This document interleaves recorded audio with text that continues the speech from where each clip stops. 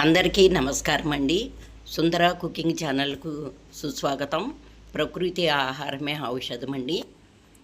అసలైన ఆంధ్ర ఆవకాయ పచ్చడి నేను ఏ విధంగా చేస్తానో మీకు చేసి చూపిస్తున్నానండి. ఈ పచ్చడి పట్టడానికి ముందు మనం ఏ అయితే పాత్రలతో పెడతామో ఆ పాత్రలన్నీ కడిగి చక్కగా ఎండలో పెట్టుకోవాలండి. తడి అంటూ అసలు ఉండకూడదు. అలాగే ఈ పచ్చడి పెట్టేటప్పుడు చాలా శుభ్రంగా కూడా పట్టాలండి. సంవత్సరం పాటు నిల్వ ఉంటుంది కాబట్టి. అదేవిధంగా మనం పచ్చడి పట్టిన తర్వాత మూడో రోజున ఉప్పు కానీ లేదంటే ఏమైనా ఆవుపిండి కానీ సరిపోతే మూడో రోజున కూడా కలుపుకోవచ్చు. అయితే ఈ పచ్చడి పట్టడానికి ముందుగా ఉప్పు శుభ్రమైంది, చిన్న ఆవాలు కానీ పెద్ద ఆవాలు కానీ అలాగే మెంతులు 3-4 రోజులు బాగా ఎండబెట్టి మిక్సీలో కానీ మెత్తగా చేసుకుని తప్పనిసరిగా జల్లించుకోవాలండి. ఉప్పుని ఆవాలని ఆ ఆవు పిండిని జల్లించుకుంటేనే బాగుంటుందండి, గ్రేవీగా ఉంటుంది.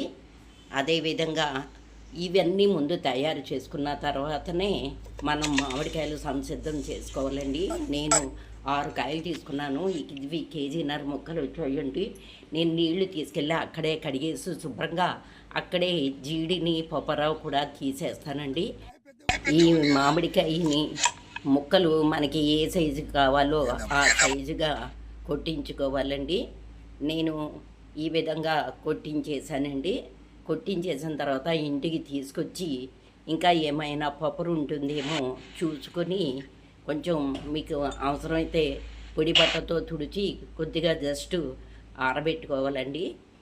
అలా చెమ్మ ఆరిపోయిన తర్వాత మరి ఒక్కసారి పప్పరు ఏమైనా ఉంటుందేమో చూసుకోవాలి. ఈ పప్పరు ఉంటే నూనెలో తేలుతుందండి, అప్పుడు తినడానికి చూడడానికి కూడా బాగుండదు.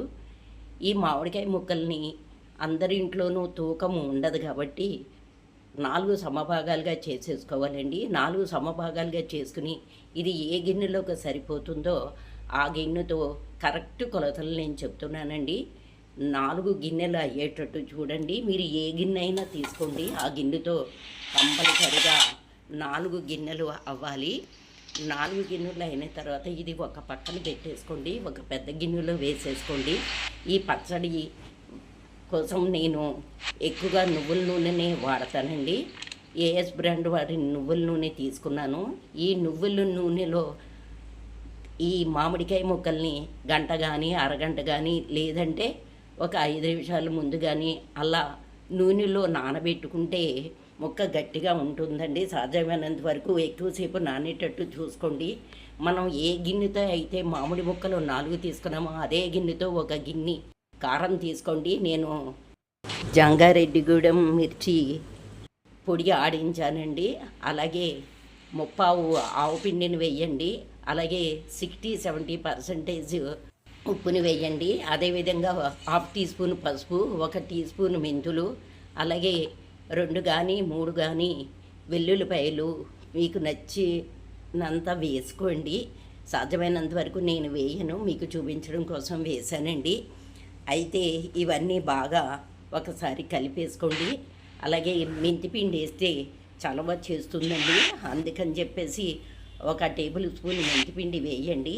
మనం ఏ గిన్నెలో అయితే ఆవకాయ పచ్చడి పడతామో ఆ గిన్నెకి నూనెని కొంచెం బాగా అద్దాలండి.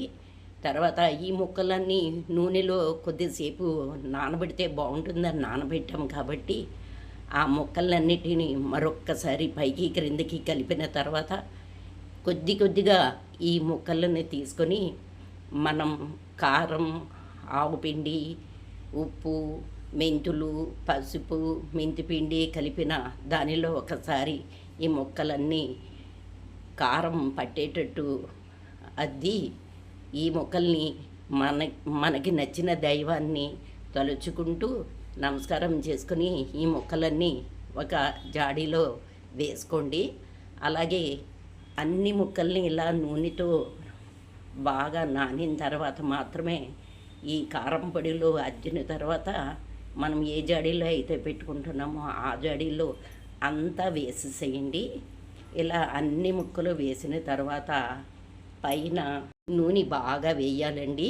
నేను కేజీన్నర ముక్కలకి కంపల్సరీ ముప్పావు నూనె పోసేసానండి. ముప్పావు కేజీ పోసాను.